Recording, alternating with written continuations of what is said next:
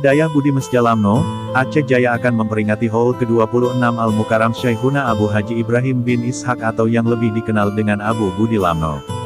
Kegiatan yang direncanakan akan berlangsung pada tanggal 4 Agustus tahun 2022 tersebut, akan dilaksanakan di Dayah itu. Kawasan Desa Janget, Kecamatan Indrajaya, Aceh Jaya. Wakil Pimpinan Dayah Budi Mesja, Tengku Hafiz atau yang lebih akrab disapa Abia Budi Lamno mengatakan, jika acara itu sendiri akan diisi dengan beberapa kegiatan.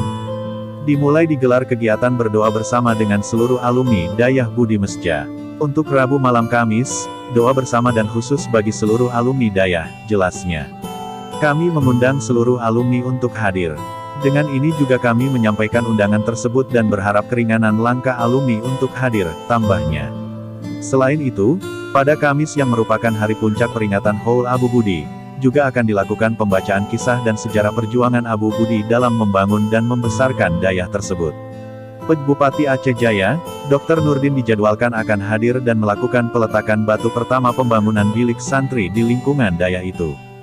Hari Kamis akan ada kenduri akbar dengan beberapa rangkaian kegiatan yang terbuka untuk umum, tutup Tengku Hafiz.